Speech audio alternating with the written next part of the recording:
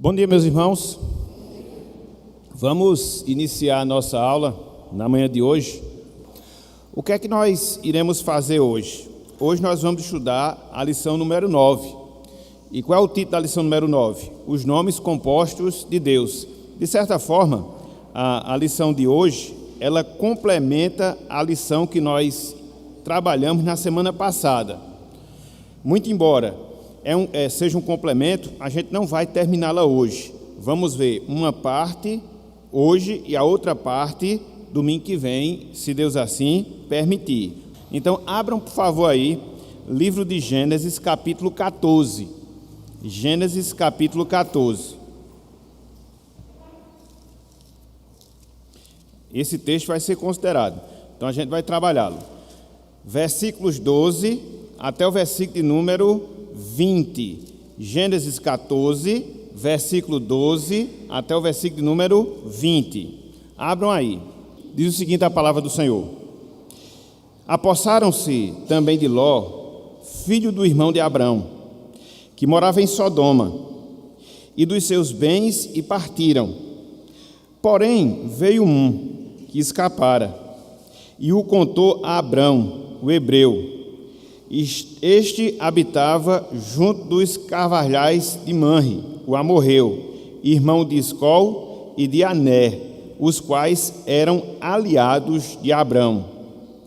Ouvindo Abrão que seu sobrinho estava preso, fez sair 318 homens dos mais capazes, nascidos em sua casa, e os perseguiu até Dan. E, repartidos contra eles de noite, ele e os seus homens feriu-os e os perseguiu até Obá, que fica à esquerda de Damasco. Trouxe de novo todos os bens, e também a Ló, seu sobrinho, os bens dele, e ainda as mulheres e o povo. Após voltar, Abrão de ferir a Quedorlaomé e aos reis que estavam com ele, saiu-lhe o encontro o rei de Sodoma, no vale de Savé, que é o vale do rei. Versículo 18. Melquisedeque, rei de Salém, trouxe pão e vinho. Era sacerdote do Deus Altíssimo. Abençoou ele a Abrão e disse: Bendito seja Abrão pelo Deus Altíssimo, que possui os céus e a terra.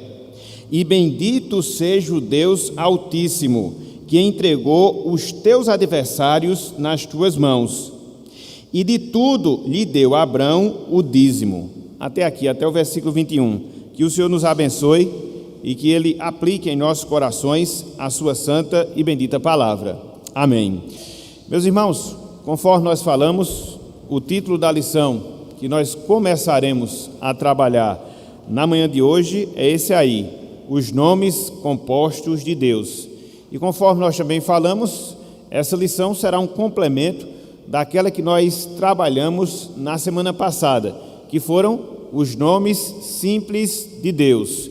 Então, lá nós nos detivemos nos 3 nomes, através dos quais Deus revela nomes simples, ou seja, uma só palavra, né? O Deus Elion, o Deus Yahvé e o Deus Adonai. Por isso que nós chamamos nomes simples de Deus, né? Porque é composto apenas de uma palavra.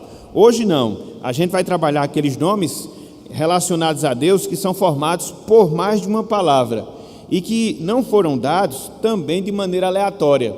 Cada um desses nomes, os significados que nós temos dos mesmos, nos remete ao entendimento que nós devemos ter acerca do caráter de Deus, de quem Deus é, e também acerca das obras de Deus, daquilo que Deus faz.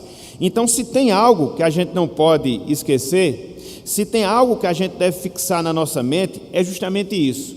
Quando você estuda sobre Deus, de maneira específica, quando você estuda sobre os nomes de Deus, você vai ter uma visão mais clara, você vai ter um entendimento mais completo acerca do caráter de quem Deus é e acerca das obras, daquilo que Deus faz.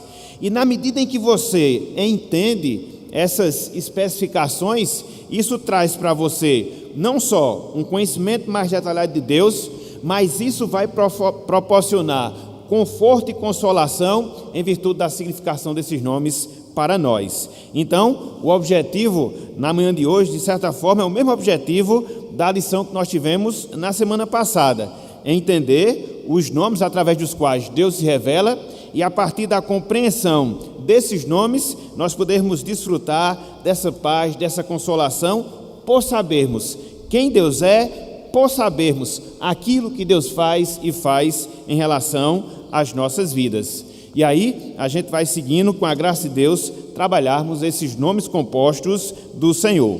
Eu queria chamar a atenção, meus irmãos, logo nessa parte inicial, de uma pergunta que o autor faz logo no primeiro parágrafo da introdução. Abram aí, por favor, suas revistas, lição 9, a página é a página de número 38, e logo no primeiro parágrafo, ele faz a seguinte indagação. Olha só, ele diz: qual deveria ser o significado ou valor de um nome no Antigo Testamento? Vou repetir. Qual deveria ser o significado ou o valor de um nome no Antigo Testamento? Nós, de certa forma, falamos isso semana passada, que no Antigo Testamento, sobretudo no contexto do mundo oriental, os nomes, eles tinham importância, os nomes, eles tinham relevância. Então, quando o pai nomeava o filho que nascia, ele não dava qualquer nome, não fazia isso de maneira aleatória. Havia por trás desse ato um grande significado acerca de uma circunstância vivida específica ou do desejo que o pai tinha em relação ao seu filho. Então, é dentro desse contexto que nós observamos, num sentido muito mais amplo, num sentido muito mais profundo, o valor que o nome e que os nomes de Deus eles devem ter para cada um de nós. Em primeiro lugar, porque Deus se revelou através desses nomes, e se Ele quis se revelar através desses nomes, Ele queria nos ensinar determinada coisa. E, em segundo lugar, porque quando nós entendemos de fato esses nomes, esses significados, eles calam profundamente ao nosso coração. Então, só para nós termos uma ligeira noção, só para nós termos uma ligeira ideia, vejam o valor do nome no Antigo Testamento a partir daquilo que Deus exige de nós no terceiro mandamento. Abram, por favor, aí, Êxodo, capítulo 20, versículo 7. Êxodo, capítulo 20, versículo 7. Sem olhar para o texto em si, quem saberia me dizer qual é o terceiro mandamento? Veja, a lei de Deus, Êxodo 20, os 10 mandamentos, os 4 primeiros relacionados a Deus, e o terceiro na sequência, que mandamento é? Está vendo aí? Não tomarás o nome do Senhor teu Deus em vão. Aí nós temos aí o complemento dessa ordem. Abram aí, Êxodo 20, versículo 7. Êxodo 20, versículo 7. Olha só o que tem aqui, terceiro mandamento, complementando aí o que os irmãos citaram. Abriram aí todos? Êxodo 20, versículo 7. Olhem só aqui o que nos diz a palavra do Senhor. Não tomarás o nome do Senhor teu Deus em vão, porque o Senhor não terá por inocente o que tomar o seu nome em vão. Eu vou perguntar a vocês, os nomes no Antigo Testamento tinham ou não tinham grande importância? Tinham. E quando a gente aplica essa regra à pessoa de Deus, a gente conclui que a importância ela era ainda muito maior, mas muito maior mesmo. Por quê? No terceiro mandamento havia e há, porque essa prescrição ela não passou. Às vezes as pessoas partem de um pressuposto errado, que a lei de Deus só se via para o povo de Israel no Antigo Testamento. Não, isso é um equívoco. A lei de Deus se via para os crentes da Antiga Aliança? Sim. A lei de Deus serve para nós hoje, crentes da Nova Aliança? Com certeza. Então, no terceiro mandamento, existe essa ordem que é colocada de maneira muito clara em relação a Deus, de nós não tomarmos o seu nome em vão. Como é que isso pode acontecer na prática? Como é que isso pode acontecer através de exemplos mais diretos, mais reais nas nossas vidas? Quando você presta, por exemplo, um culto errado, na justificativa que você está cultuando a Deus, quando você pega o nome de Deus para poder ratificar alguma coisa que não seja verdadeira, quando você usa o nome de Deus no sentido de amaldiçoá-lo ou de blasfemá-lo, então existem várias formas, várias maneiras, onde você acaba na prática tomando o nome de Deus em vão. Quando você cita a Deus no sentido jocoso, quando você cita a Deus no sentido da brincadeira, e às vezes isso infelizmente acontece nas nossas vidas. Existem até determinados crentes, por não dizer pastores, que até fazem piadas envolvendo o nome do Senhor. Não pode, meus irmãos. Isso é tomar o nome de Deus em vão. Então a ordem é: não faças isso, não tomem o nome de Deus em vão. Aí no terceiro mandamento, na segunda parte do versículo 7, nós encontramos a razão pela qual, o motivo pelo qual nós devemos guardar esse terceiro mandamento para as nossas vidas. E qual é o motivo? A palavra de Deus aqui diz: porque o Senhor, veja, a palavra Senhor aqui, com as letras maiúsculas, significa o Deus Yahvé, porque o Senhor não terá por inocente o que tomar o seu nome em vão. Deus, meus irmãos, Ele não admite brincadeira com o seu nome. Deus, Ele não admite uma utilização indevida do seu nome. Por quê? Por quê? Porque o nome revela a pessoa. E a gente aplica essa regra, sobretudo em relação a Deus. Quando Deus ele se revela através desses nomes, Ele está dando a revelação de si mesmo. Quando você toma esse nome de Deus em vão, você está diminuindo a maneira através da qual Deus se revela, e você está desfazendo da sua pessoa, você está desfazendo da pessoa de Deus. Por isso, o cuidado que nós devemos ter, não só em termos de culto, mas também por extensão toda a nossa vida. Quando você utilizar, quando você citar, quando você proferir o nome do Senhor, pense uma, pense duas, pense três, tantas vezes quantas forem necessárias, para que você não cite o nome de Deus de maneira indevida.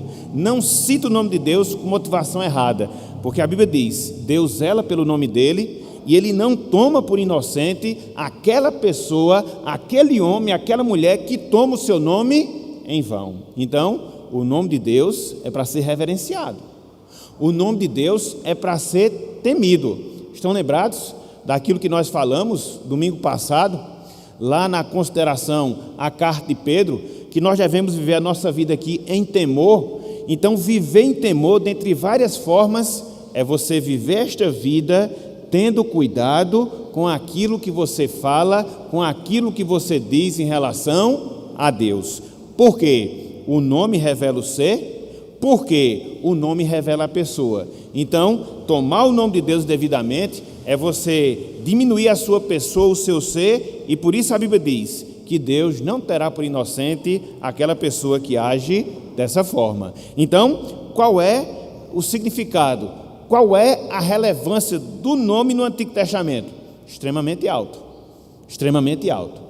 E muito mais alto em relação a Deus. Então fica essa advertência aqui inicial, desse cuidado que todos nós devemos ter, porque muitas vezes nós somos tentados a usar indevidamente o nome do Senhor. É através do nome que Deus se revela, é através do nome que aprendemos do seu caráter e das suas obras. Então tenhamos cuidado quando nós falarmos acerca do nome do Senhor, ok? Então eu sigo aqui no segundo parágrafo. Na lição anterior, voltando aí para a lição, para a revista, na lição anterior estudamos alguns nomes primários de Deus revelados nas Escrituras. Eu já falei, né? Nós vimos o Deus Elohim, Deus revelando através da palavra Elohim. Nós vimos Deus revelando através da palavra Yahvé, Senhor. Nós vimos Deus revelando através da palavra Adonai, que também é Senhor, mas no sentido de majestade, no sentido de reino. Então, foram os três nomes que consideramos na semana passada. E aí segue: não há somente um nome, como por exemplo Jeová, de onde vem a palavra Yahvé aí, né? Quando a gente fala assim, Deus Jeová é o Deus Yahvé. Os nomes serviam para revelar o caráter e os atributos de Deus ao homem, dentro da capacidade de sua compreensão. Como foi dito na lição anterior, a Bíblia apresenta nomes primários, ou seja, simples, e nomes compostos, formados de mais de uma palavra de Deus. E aí segue: esta lição tratará de alguns nomes compostos de Deus. Geralmente esses nomes são formados por El e Yahvé. O que é que significa a palavra El? O poderoso. Elohim, os poderosos, que é o que a gente chama de plural de majestade, que é uma especificação da utilização da palavra El, a Deus, que ao que tudo indica aponta para a Trindade: o Deus que é Pai, o Deus que é Filho e o Deus que é Espírito Santo. Então, a palavra El, né, o poderoso, palavra hebraica, mas quando aplicada a Deus, é a palavra Elohim, no plural, indicando essa pluralidade e majestade: a pessoa do Pai, a pessoa do Filho e a pessoa do Espírito. Então, essa palavra El, que na nossa língua é traduzida pela palavra Deus, ela se junta a outras palavras. Por isso nós chamamos nomes compostos, para nos dar um detalhamento mais preciso de quem é Deus. Então, de certa forma, nessa manhã de hoje, a gente vai se deter a esses nomes compostos de Deus, junto com a palavra El.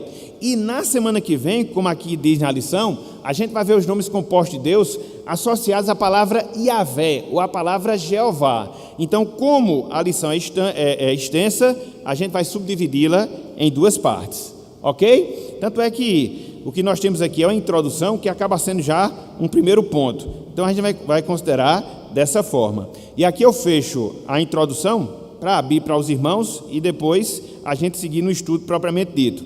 Veja, finalzinho aí do terceiro parágrafo dessa parte introdutória. O nome El é a palavra mais simples, que forma, por exemplo, e ele colocou aqui pelo menos 6 nomes, pelo menos 6 palavras. A palavra El Elyon, significa o Altíssimo. A palavra El Erroi, que significa o Deus que vê. A palavra El Shaddai, que significa o Deus Todo-Poderoso. A palavra El Olam, que significa o Deus Eterno. A palavra El Betel, que significa o Deus de Betel. E a palavra El Olehel Israel, o Deus de Israel, que é justamente o texto que a gente vai citar de Gênesis 33, 20. E levantou ali um altar e lhe chamou Deus, o Deus de Israel. Então, o que é que a gente vai fazer hoje, meus irmãos, pela manhã? A gente vai trabalhar esses 6 nomes relacionados à palavra El, Deus, né? Nessas 6 designações que o autor coloca aqui. E a gente vai observar não só a revelação que Deus faz do seu nome através dessas expressões, mas como é que isso impacta, como é que isso se aplica à nossa vida. Porque citar os nomes, de certa forma a gente já citou, né? Significa o Deus Altíssimo, significa o Deus Poderoso que vê, significa o Deus Todo-Poderoso, significa o Deus Eterno. Mas como é que a gente aplica essas explicações à nossa vida? É o que a gente vai procurar fazer hoje pela manhã, somente trabalhando a palavra Deus, e na semana que vem a palavra Yahvé, no caso a palavra Senhor. O que acontece é porque a gente não tem essa percepção da importância de a gente colocar um nome. Por exemplo, num sentido bem específico, colocar um nome num filho nosso, numa filha nossa. E aí a gente acaba, de certa forma, sendo influenciado pelo modismo secular. Porque eu acho esse nome bonito, porque é o nome de um cantor, de um político. E aí, às vezes, você vai e bota sem pensar que aquele nome vai carregar ou vai identificar aquela pessoa para o resto da vida. Para o resto da vida. Então, eu sempre falo isso quando eu tenho a oportunidade, da gente ter esse cuidado, nós que somos pais, né? Principalmente nós que temos o conhecimento da verdade, para que quando a gente venha nomear um filho nosso, que a gente possa pensar, avaliar, porque aquele nome vai caracterizar a criança e vai marcar aquela criança para o resto da vida, É o modelo que a gente encontra, né, no Antigo Testamento. No Novo Testamento realmente houve essas mudanças. No caso de Paulo, a diferença de Saulo para Paulo era porque um era o nome hebraico, Saulo, e Paulo era o nome grego, mas o significado era o mesmo. No caso de Pedro não, né, porque a palavra Pedro significa pedra, que também é o mesmo nome da palavra Cefas. Então, existia também essa mudança de nome que Cristo fez em Pedro, de certa forma, o significado aí mostrando aquilo que ele iria desempenhar ao longo do ministério. Então, existe e deve existir, no nosso caso, essa preocupação de que a gente colocar o nome do nosso filho com alguma importância e com algum significado. Por quê? De certa forma, aquilo ali vai marcar a sua vida, o resto da sua existência aqui na Terra. Então, devemos ter um pouco mais de cuidado. Eu acho engraçado, né, nessa questão de nomes, às vezes o modismo é tão grande que os pais, quando colocam determinados nomes nos filhos, eu não estou aqui fazendo nenhuma crítica, não, é só observação. Às vezes botam o nome nos meninos que nem consegue pronunciar, entendeu? Né? Tchaikovsky, escreve aí, não sei. Mas como é que você quer botar o nome na criança se você não sabe nem escrever o nome, entendeu? Às vezes a pessoa vai escrever lá no cartório e também escreve errado. É uma confusão para o resto da vida, porque depois que bota o nome, você pode alterar, mas é um sacrifício grande para você alterar o nome, que depois que ele recebe o registro, está registrado, entendeu? Então, tenhamos esse cuidado, para que a gente não haja com modismo e aí saia colocando nome nos meninos até aleatoriamente, sem ter o significado, sem ter a noção do significado, entendeu? No meu caso, por exemplo, né, tem 3 filhos, né? Um tem um nome bíblico, porque Rubens não é, né? Rubens significa rubro, vermelho, com NS. Agora, Rubem, sim, é um nome bíblico. Só o S muda todo o significado, entendeu? Então, no caso de Ana Lívia, não, porque seria agraciada, né? Ana Lívia, agraciada é pálida. A palavra Lívia significa pálida. Melissa, porque é mel, né? O desejo que a gente queria que a nossa filha fosse meiga, doce, por isso o nome Melissa. E Rubinho, por causa daquilo que eu passei, né? Para ficar registrada ali a dádiva do Senhor em relação à minha vida. Então, de certa forma, eu tive esse cuidado. Cada filho tem uma história, cada nome foi colocado com um determinado propósito, justamente por entender essa importância dos nomes na Bíblia e quando você nomeia uma criança. Então, a gente deve ter esse cuidado, de fato. Só para historiar essa questão da Ana Lívia é engraçado, né? Porque nesse tempo que Ana Lívia ia nascer, eu estava dando um estudo de das mulheres da Bíblia. Era engraçado, porque cada estudo que eu dava, a gente mudava o nome de Ana Lívia. Começou com Sara, depois foi com Rebeca, agora a gente vai ter que escolher, porque senão não tem condições. Aí terminou ficando Ana mesmo, entendeu? Mas já para ter essa conotação mais bíblica. Porque existem determinados exemplos na Bíblia onde os nomes foram mudados. Com algum significado diferente, sim. Né? No caso mesmo de Jacó, que passou a ser Israel. Jacó enganador, Israel príncipe que luta com Deus, em virtude do evento que ele viveu com Deus. Aí teve o seu nome mudado. Abraão, o significado não vai ser muito grande, a diferença não vai ser muito grande. Sarai, Sara, também não. Mas há eventos e exemplos de pessoas que tiveram seu nome mudado, porque Deus mudou em virtude de experiência que aquelas pessoas tiveram com Deus. Não é a norma para a nossa vida, né? Não é a norma na nossa vida. No caso desses exemplos bíblicos, sim, porque fizeram parte de todo o plano de Salvador, o plano de Deus na vida daquelas pessoas. Mas houve sim exemplo de nomes que foram mudados pelo próprio Deus, porque Ele tem autoridade de mudar os nomes. Ele é soberano, entendeu? Mas não é a regra. Isso aqui, no caso, é a exceção, não a regra. O primeiro nome que nós temos aí é o nome El-Elion.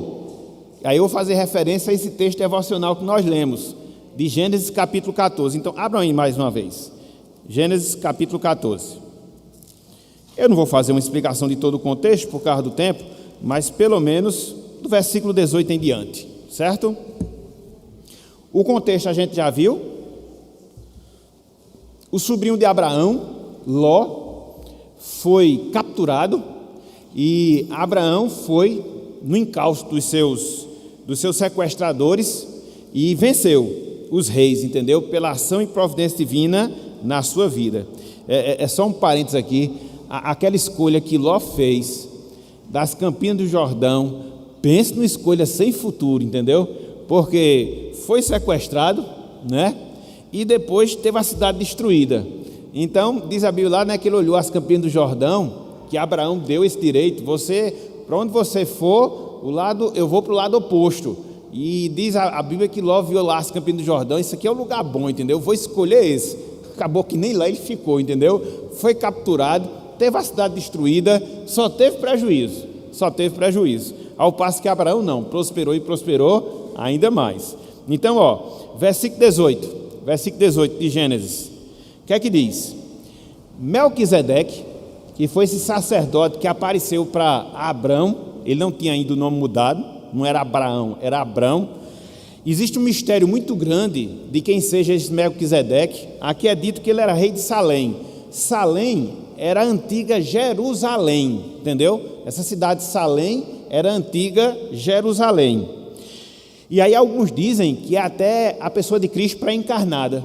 Dizem que esse Melquisedeque, você vai escutar sobre ele no Salmo 110 e depois você vai escutar sobre ele lá em Hebreus. É uma figura misteriosa, a gente não sabe com precisão quem era. Eu particularmente advogo que era uma revelação de Jesus Cristo pré-encarnado, da segunda pessoa da Trindade. Mas eu não vou discutir isso, é só para, se tiver alguma dúvida, os irmãos já terem essa noção. Então, Melquisedeque, rei de Salém, trouxe pão e vinho, era sacerdote do Deus Altíssimo. Essa expressão Deus Altíssimo aqui no hebraico, esse nome aqui é o Elion, ok? É o Elion. Abençoou ele a Abraão e disse: bendito seja Abraão, melhor dizendo, pelo Deus Altíssimo, que possui os céus e a terra. E bendito seja o Deus Altíssimo, que entregou os teus adversários nas tuas mãos, e de tudo lhe deu a Abraão o dízimo. Então, 3 vezes aparece essa expressão, Deus Altíssimo. 3 vezes aparece a expressão El Elion, mostrando que esse é um dos nomes compostos através dos quais Deus se revela. No caso específico, através dos quais Deus se revelou a Abraão, ao seu primeiro patriarca. É interessante, meus irmãos, porque quando você pesquisa acerca desse nome, El Elion, ele aponta para a força, ele aponta para a soberania, ele aponta para a supremacia de Deus. Eu vou repetir, esse nome El Elion, ele aponta para a força, ele aponta para a soberania, ele aponta para a supremacia de Deus. Ele enfatiza o poder majestoso que Deus tem. O poder, o nome, aquele que é elevado de toda a criação, o Rei absoluto de todo o universo. Então, essa palavra El Elion diz respeito justamente a essa característica de Deus. Ele é o Deus que está acima, ele é o Deus que é superior a toda a sua criação. Por isso ele é o Deus Altíssimo. E é interessante que Abraão, ele fez esse reconhecimento, ele teve esse reconhecimento em relação a Deus. Por quê? Foi a experiência que ele vivenciou. Humanamente falando, ele ia lutar contra 5 reis, Deus o assistiu, Deus agiu com providência, lhe concedeu vitória e se revela a Abraão dessa forma: eu sou o Deus que estou acima de tudo e de todos, eu sou o Deus de toda força e todo poder, e é também através desse nome que eu quero ser lembrado. No caso, queria ser lembrado para Abraão e também para cada um de nós. E é interessante porque quando Abraão ele teve esse reconhecimento, quando Abraão ele teve essa revelação do Deus Altíssimo, diz a Bíblia aqui que ato contínuo, o que foi que ele fez? De tudo ele deu o dízimo, a 10ª parte. Essa é a primeira referência a dízimo que nós temos na Bíblia, ou seja, no livro de Gênesis. E o contexto no qual acontece é justamente nesse. É um contexto de bênção, de vitória que Deus havia dado a Abraão. É um contexto em que Deus se revela como Deus majestoso, e é um contexto em que Abraão reconhece essa verdade de Deus e lhe entrega a 10ª parte, lhe entrega o dízimo, reconhecendo a bênção do Senhor sobre a sua vida. Então, é essa mesma postura, é esse mesmo entendimento, é este mesmo sentimento que nós também devemos ter em nossas vidas em relação a Deus. Ele é o nosso Deus Altíssimo. Ele é o Deus de força, de poder, de majestade. Ele está acima de tudo e de todos. E é Ele quem nos concede vitória. É Ele que nos assiste nas nossas lutas. É Ele que nos concede a graça para vencermos todos os nossos inimigos, assim como aconteceu com Abraão. Então, é com esse Deus que nós contamos nas lutas e nas batalhas que nós temos em nossas vidas. Abraão vislumbrou essa revelação de Deus e, como gratidão, ele lhe devolve a 10ª parte, reconhecendo o auxílio de Deus sobre a sua vida. Então, quem é o nosso Deus? É o Deus El Elyon. Quem é o nosso Deus? É o Deus Altíssimo. É aquele que é elevado acima de toda a criação, é o Rei absoluto de todo o universo. Esse é o Deus ao qual nós servimos. Está vendo como é importante, meus irmãos? Está vendo como é importante, minhas irmãs, a gente poder ter essa visão acerca de Deus, esse entendimento acerca de Deus. Às vezes a gente se coloca diante do Senhor para adorá-lo e a gente não tem a devida noção de quem é o Deus que nós estamos adorando. Quem é a pessoa diante de quem nós estamos? Então, quando você vê essas formas pelas quais Deus se revelou, então isso deve trazer para nós, dentre várias coisas, o temor, o respeito, a honra que nós devemos dar à pessoa do nosso Deus. Então, quem é Ele? Em primeiro lugar, Ele é o Deus Altíssimo. Mas não só isso. Em segundo lugar, Deus, Ele é o poderoso que vê. É Apocalipse 2,17. Quem tiver ouvidos, ouça o que o Espírito diz às igrejas. Ao vencedor dar-lhe o maná escondido, bem como lhe daria uma pedrinha branca, e sobre essa pedrinha escrito um nome novo, o qual ninguém conhece, exceto aquele que o recebe. Pronto. Então aproveite o nome que vocês têm. Quando chegar no céu vai mudar tudo, entendeu? Mas com certeza o nome que a gente vai receber lá é melhor do que o que a gente tem aqui, porque aqui nós tivemos os nossos nomes dados pelos nossos pais físicos. Lá nós teremos os nossos nomes dados pelo Pai espiritual. Esse aí não... Perfeito, perfeito. Gênesis 16, versículo 13. Meus irmãos, qual é o contexto aqui? Em Gênesis capítulo 15, Deus, ele se revela a Abraão e lhe promete um filho. Tem toda uma revelação lá de Deus passando no fogo, aquele negócio todo. E aí passa-se o tempo e o filho não vem. Aí Sara, já estava avançada em dias, teve uma ideia. Pensa numa ideia arretada que ela teve, entre aspas. Pegou uma das suas escravas, disse: não, a promessa de Deus não vai se cumprir em mim, vai se cumprir através da escrava. Então, cede a escrava ao marido, ela engravida de Abraão, né, e começa a desprezar a sua senhora, por causa disso, entendeu?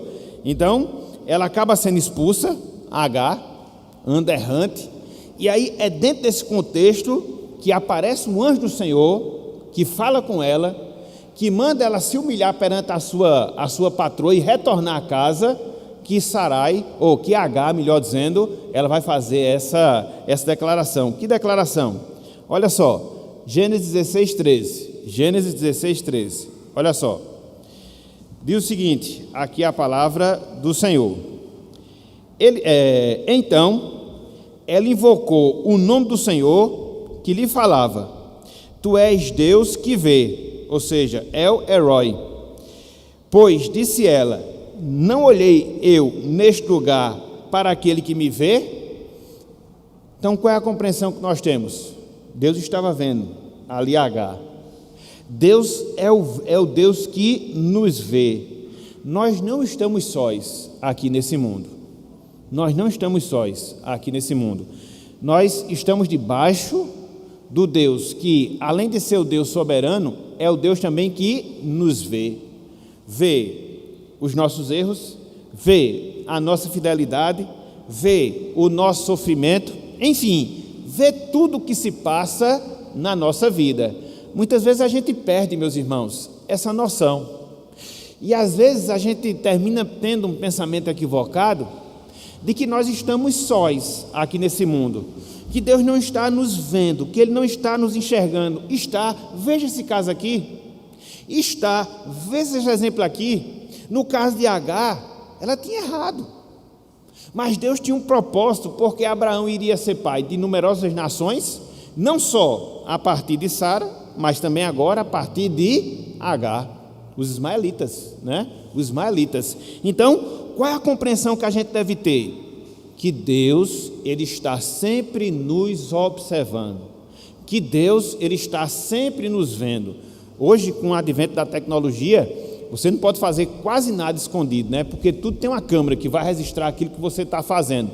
Mas ainda assim, esse acompanhamento é limitado.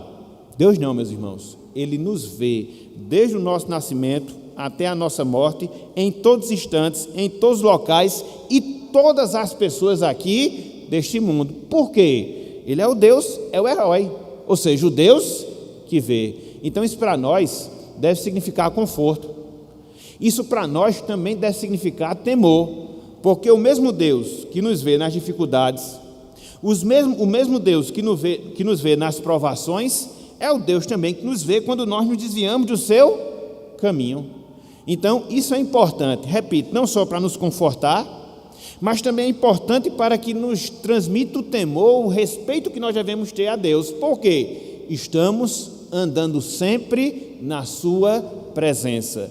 Às vezes nós nos ocultamos, às vezes nós nos escondemos das pessoas, mas de Deus ninguém, absolutamente ninguém pode se esconder. E é interessante porque Deus não só vê as nossas ações, mas a Bíblia diz que Deus ele vê as nossas motivações. Não é sem razão que lá no Salmo 139, o salmista Davi diz que antes que a palavra nos chegue à língua, o que é que acontece? Deus já conhece. Nos justificamos de pessoas, mas de Deus ninguém pode se justificar, ninguém. E Ele está nos enxergando e vendo todas as pessoas.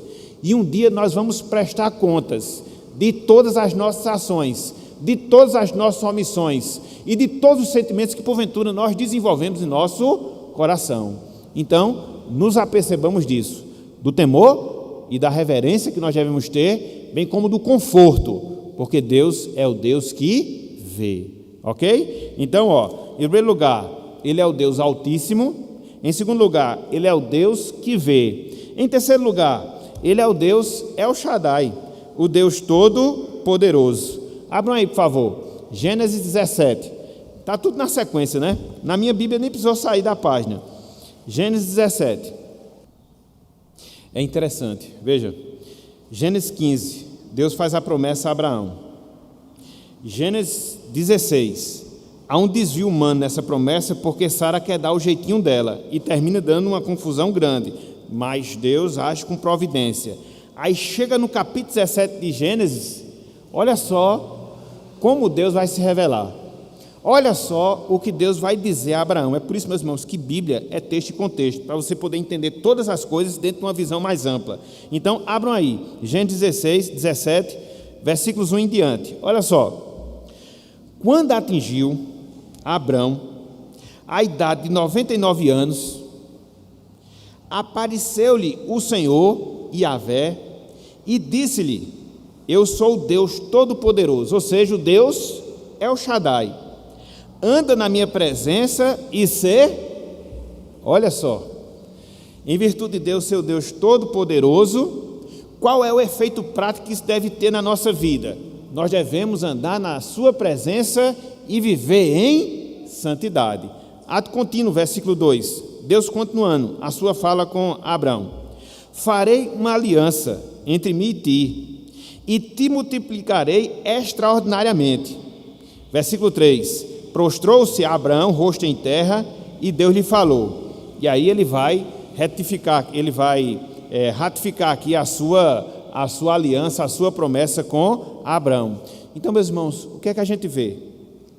Quando a gente percebe isso aqui, que Sara queria dar o jeitinho dela, não foi suficiente, não foi bom.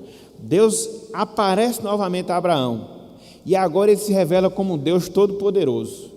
E veja que o texto diz aqui que Abraão já estava com a idade de 99 anos. Então, fisicamente falando, Abraão estava incapacitado de dar à luz um filho, de ter um filho justamente com sua esposa. Mas como é que Deus se revela dentro desse contexto? Como que Deus ele se revela? Todo-Poderoso. Abraão estava velho? Estava. Humanamente não tinha capacidade de gerar uma criança? Sim. Mas Deus se revela como Deus Todo-Poderoso, aquele que altera as leis da natureza, aquele que altera as leis da biologia. E se for possível, como de fato foi, dar um filho a um casal já avançado em dias, o que é que Deus vai fazer? Ele vai cumprir a sua palavra. Foi por isso que ele disse a Abraão: anda na minha presença e ser perfeito. Esse, meus irmãos, Esse, meus irmãos, minhas irmãs, é o Deus ao qual nós servimos. É o Deus que pode tudo e todas as coisas. Foi o Deus que criou o nosso corpo. Logo, Ele nos sustenta e Ele age também no nosso organismo. Isso é importante. Isso é importante. Dentre várias coisas, por exemplo, pegando essa questão biológica, muitas vezes a gente adquire determinada enfermidade, muitas vezes a gente enfrenta determinada enfermidade, e a gente sempre parte do pressuposto que a nossa enfermidade é sempre maior do que o poder do nosso Deus. A gente se abate, se entristece, pensa que aquela situação não é reversível. Não, gente. Não, no caso aqui de Abraão, Deus reverteu a lei da biologia, Deus reverteu a lei da natureza e deu uma criança a um casal já idoso, tanto Sara como também Abraão. Por quê? Porque Ele é o Deus Todo-Poderoso. Então, essa noção que nós devemos ter de Deus. Quando o homem diz não, a ciência diz não, como é que Deus se apresenta? Todo-Poderoso. Requer de nós o quê? Andemos na sua presença e sejamos perfeitos. Então, foi assim também que Deus ele se revelou a Abraão. E é interessante porque esse nome, El Shaddai, é um nome que Deus sempre se revela aos patriarcas. Foi o nome através do qual Deus sempre se revelou aos patriarcas. E era um nome através do qual os patriarcas sempre davam a bênção do Senhor. Olha só, bem rapidinho. Abram aí, por favor. Gênesis 28. Gênesis 28. Qual o contexto aqui de Gênesis 28? Qual o contexto de Gênesis 28? Jacó tinha ludibriado seu irmão Esaú, ameaçado de morte. Tinha que fugir. Mas antes de fugir, recebeu a bênção do seu pai. Quem era seu pai? Isaac, o filho da promessa de Abraão. Quando tinha lá 99 anos, Deus aparece para ele e diz: anda na minha presença, ser perfeito, eu vou ser perfeito, vou multiplicar a tua descendência. Então, Isaac é fruto da ação do Deus Todo-Poderoso. Percebem isso? Aí como é que Isaac vai abençoar seu filho Jacó? Versículo 3. Olha que coisa fantástica, meus irmãos. Olha que coisa fantástica. Olha só. Diz assim, vou pegar aqui do versículo 2. Levanta-te e vai a Padã Arã, disse Isaac a seu filho, à casa de Betuel, pai de tua mãe, e toma lá por esposa uma das filhas de Labão, irmão de tua mãe. Versículo 3. Deus Todo-Poderoso te abençoe e te faça fecundo e te multiplique para que venhas a ser uma multidão de povos. A mesma promessa que Deus tinha feito a Abraão. É a promessa que Isaac vai fazer a seu filho Jacó, chamando a atenção de Deus como Deus Todo-Poderoso, capaz de multiplicar de Jacó uma grande nação ou uma grande multidão. Entenderam até aqui? Abraão, Isaac, Jacó. Gênesis 48. Jacó está velho, vai morrer, entendeu? Mas antes de morrer, ele chama José. Para fazer o quê? Para abençoar. Pegando o gancho aqui do que Marisa tinha falado, hoje também a gente esqueceu, né? Os pais às vezes não abençoam seus filhos, né? Parece que esquece. Não é? E a gente não. Por que a gente não pode desejar a bênção do Senhor para um filho nosso? É pecado? Não cultiva isso. Eu, por exemplo, fui criado dentro de uma sistemática familiar que se eu não pedisse a bênção a um tio, levava peia, entendeu? E às vezes o menino hoje é tudo irreverente, não quer nem saber desses negócios. A bênção? Porque o que é isso? É você pedir a bênção daquele que lhe é superior, do pai, do avô, dos mais experientes, entendeu? E existe essa, não é que a bênção esteja com os seres humanos, não, mas a gente deve desejar a bênção de Deus sobre as pessoas. Qual o pecado nisso? Infelizmente a igreja romana pegou, e às vezes a gente pensa que pelo fato da igreja romana fazer isso, talvez até faça com a motivação errada. Seja errado, é um problema. Hoje não, né? Os meninos da gente vão dormir agarrados no celular, né? Por isso que vive tudo sem receber a bênção do Senhor. Tudo sem receber a bênção do Senhor. Mas comigo é assim. Comigo foi assim. Se não der essa bênção ao tio, ao pai, o avô, o couro comia, entendeu? Já pegava logo na orelha e tum, entendeu? O cabo no instante acordava. Não é questão de reverência. Está na Bíblia, gente, ok? Só para a gente se aperceber dessas coisas, que às vezes a gente não se apercebe, certo? Então, voltando aqui, Gênesis 48. Gênesis 48. Jacó está perto de morrer. Chama José, seus 2 filhos, para fazer o quê? Para abençoá-los. Para abençoá-los. Aí diz, versículo 3. E disse Jacó a José, só, meus irmãos, o Deus Todo-Poderoso me apareceu em luz na terra de Canaã e me abençoou. E me disse, eis que te farei fecundo, e te multiplicarei, e te tornarei multidão de povos, a sua descendência darei essa terra em possessão perpétua. Agora, pois, os teus 2 filhos que nasceram na terra do Egito, antes que eu viesse a ti no Egito, são meus filhos, Efraim e Manassés, e ele também vai dar a bênção a José e aos seus netos. Como é que ele coloca aqui essa bênção? Chamando a atenção do Deus El Shaddai, o Deus Todo-Poderoso. Está vendo, meus irmãos? Quero ideia. Era uma compreensão que eles tinham de Deus, os patriarcas. Deus se revela de várias formas, mas se revelou aos patriarcas como Deus Todo-Poderoso. E os patriarcas não esqueceram, porque às vezes acontece isso. A gente tem um entendimento acerca de Deus e a tendência nossa é o quê? É que nós esqueçamos. Não foi o que aconteceu. Tanto é que quando eles pronunciavam as bênçãos para os seus descendentes, quando estava próximo da sua morte, sempre fazia menção a Deus como Deus El Shaddai. Como isso, meus irmãos, é confortante para as nossas vidas. Não esqueça jamais desse fato. Não esqueça jamais dessa realidade. O Deus ao qual nós servimos é um Deus que pode tudo e todas as coisas. Nada é demasiadamente difícil para Deus. Ele reverte situações, quadros, aquilo que a mente humana diz uma coisa, ele faz outra, aquilo que as leis da física aponta para um lado, ele faz o contrário. Foi assim que aconteceu na abertura do Mar Vermelho. Foi assim que aconteceu com tantos milagres que a gente observa na pessoa de Deus e na pessoa de Cristo, desobedecendo às leis físicas, às leis da natureza. Ele tem essa prerrogativa, somente ele pode fazer isso. E por que ele faz? Porque ele é o Deus Todo-Poderoso. Qual o Deus que se revela dessa forma?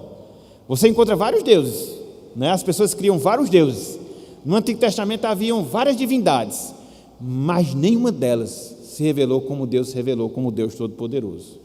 E ele mesmo se revela assim, ele mesmo fala assim, porque de fato isso é uma verdade. Então, meus irmãos, a palavra El Shaddai, ela aponta para o poder que Deus tem. A palavra El Shaddai, ela aponta para o poder que Deus tem de cumprir as suas promessas e proteger o seu povo, proteger o povo da aliança. Então, quando você ouvir, quando você escutar essa palavra El Shaddai, traga à sua mente esse fato. Deus, ele é poderoso, ele detém todo o poder para cumprir a sua promessa e para proteger, guardar o seu povo, o povo da aliança. Que privilégio, meus irmãos, nós temos. E que povo é esse? Somos nós. E que povo é esse? Somos nós, que somos povo de Deus aqui na terra, que somos a igreja sua aqui na terra. Por que a gente vai temer o mundo? Por que a gente vai temer as pessoas? Por que a gente vai temer as circunstâncias? Por que a gente vai temer as nossas limitações? Não porque nós sejamos alguma coisa, mas porque o Deus ao qual nós servimos, ele detém essa característica, ou seja, ele pode tudo e pode todas as coisas. Ele é o Deus El Shaddai. Ok, meus irmãos? Então, aprendamos também esse aspecto em relação a Deus. Nós já vimos o Deus El Elyon, que é o Deus o quê, meus irmãos, sem olhar? Ih, rapaz, deu ruim agora, ó. Nós já vimos o Deus Elyon, que significa o quê? Nós já vimos o Deus El Herói, que significa o quê? Isso, e já vimos o Deus El Shaddai, que significa o quê? Meus irmãos, se o poder de Deus dependesse da nossa expulsão para falar, estava ruim o negócio, entendeu? Tá, se dependesse da vibração dos irmãos, Deus não ia agir não, entendeu? Deus não ia agir não. Então, meus irmãos, Deus Altíssimo, Deus Todo-Poderoso e Deus que vê. Mas não só isso, Ele é o Deus Orhan, que a pronúncia às vezes no hebraico eu apanho. Às vezes a gente limita a atuação de Deus. O Deus ao qual nós servimos é o Deus de aliança. E os nossos filhos, de certa forma, eles estão ligados a essa aliança com o Senhor. Seja em termos de salvação, seja em termos de influência positiva do Evangelho. Então, qual é a visão equivocada que muitas vezes a gente tem? Que às vezes a gente pensa que a nossa relação com Deus, ela se restringe única e exclusivamente a nós. Quando, na verdade, Deus promete bênçãos para nós e também para os nossos filhos. Bênçãos que incluem a salvação, porque alguns são alcançados com ela, mas se não com todos os benefícios proporcionados pelo Evangelho. Por quê? A visão de Deus é uma visão de Deus pactual. E o pacto de Deus atinge o chefe da família e, consequentemente, a sua família. Eu acho muito interessante, agora vou ter que fazer isso agora. Abram aí, Atos, capítulo 2. Só para mostrar como isso é gratificante para nós, meus irmãos. E quando você associa isso, a visão do Deus El Shaddai, eu já tive dificuldade para falar a palavra em português, e em hebraico, aí pronto. Atos capítulo 2.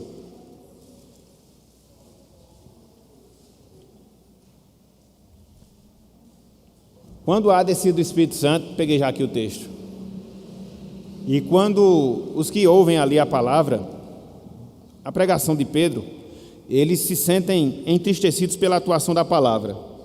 Aí, versículo 37, pegando esse gancho aí de Mário, essa questão da relação de Deus com a gente que é salvo e, de certa forma, atingindo os nossos filhos. Olha só, versículo 37. Ouvindo eles estas coisas, compungiu-se-lhes o coração e perguntaram a Pedro e aos demais apóstolos: que faremos, irmãos? Respondeu-lhes Pedro: arrependei-vos e cada um de vós seja batizado em nome de Jesus Cristo para a remissão dos vossos pecados e recebereis o dom do Espírito Santo. Agora o que eu queria chamar a atenção, versículo 39.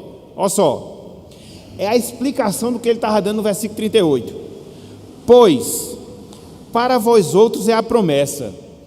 Para quem? Para aquela geração que estava ouvindo a pregação de Pedro. Mas a promessa de salvação, em virtude deles serem salvos, e estavam sendo salvos pela pregação da palavra, restringia-se a eles apenas? Não. Olha só, para vossos filhos e para todos os que ainda estão longe, isto é, para todos quantos o Senhor nosso Deus chamar. Então os nossos filhos, meus irmãos, de certa forma, estão incluídos nessa aliança.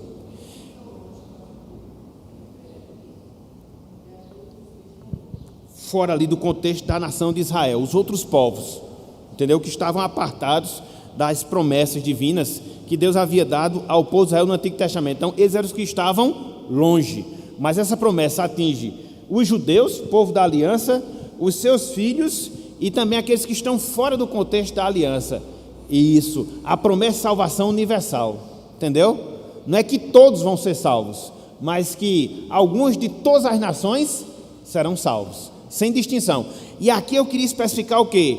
Essa promessa debaixo da qual os nossos filhos estão, meus irmãos. Você é um pai piedoso? Você é uma mãe piedosa? Você ora pelos seus filhos? Você testemunha da palavra? Você vive o Evangelho? Espere. Deus tem um plano na vida dos seus filhos também. Eu não sei qual, nem como, nem quando, mas a Bíblia diz que a promessa é para nós e para os nossos filhos. Quem disse foi Deus, através do seu servo. Então, descansemos. Aí você pode perguntar: meu filho, minha filha tem um coração endurecido. Qual foi essa última designação de Deus que nós estudamos? Que Ele é o Deus o quê? Ele não pode mudar o coração de uma pessoa, meus irmãos? Ele não pode operar na vida de um pecador? Assim, Ele não é todo poderoso. Ou o poder dele é restrito a determinado aspecto e não a todos. Não, meus irmãos. Está vendo como o nome impacta a visão que a gente deve ter de Deus? E a gente tem que aplicar isso para a nossa vida. para a nossa vida. Foi por isso que eu brinquei com os irmãos. A depender da vibração dos irmãos, Deus não seria todo poderoso não, entendeu? Então veja, Ele é sim o Deus todo poderoso. Existe essa ligação familiar, as promessas que estão reservadas aos nossos. Então creiamos e façamos aquilo que Deus requer de cada um de nós. Oremos, testemunhemos, que possamos dar exemplo e esperemos. Deus, Ele cumpriu o seu plano, o seu pacto também, não só em relação a nós, mas também aos nossos filhos e todos aqueles que estão longe, todos aqueles que Deus chamar, porque Ele é o Deus Todo-Poderoso. E no caso de Efraim e Manassés, foi interessante. Se você ler todo o capítulo 48 de Gênesis, você vai ver que Jacó, ele os acolhe como filhos, não como netos. Inclusive as tribos, né? Deu as tribos. Exatamente. Eles entraram, eles foram adotados por Jacó como filhos e entraram compondo as 12 tribos de quem? De Israel. Olha só a coisa interessante. Corrente da bênção de Deus. Isso, exatamente. Jacó solicitou, pediu. Exatamente. Viu, meus irmãos, como é importante essa ligação? Entendeu? Nossos filhos, eles estão dentro dessa promessa do pacto. Eles são beneficiados com a nossa aliança no Senhor. É por isso que Paulo, lá na frente, ele diz, né? Mesmo que haja um dos pais salvos e o outro não, os nossos filhos são o quê? Santos. Paulo não fala isso? Santos no sentido de separado, porque tem pelo menos um dos pais que teme a Deus, que serve o evangelho, que prega a palavra, que viva a palavra. Então nisso tem uma diferença, só nisso tem uma diferença, só nisso entre aspas, né? Tem uma diferença. Então veja como essa questão familiar é algo que Deus ele tem um zelo muito grande. Mas isso aqui é para a gente estudar em outro momento. Viu a questão do nome? Que o nome está diretamente relacionado a um desejo, a uma circunstância. Então isso é importante. Os orientais, eles davam um valor extremo ao nome, entendeu?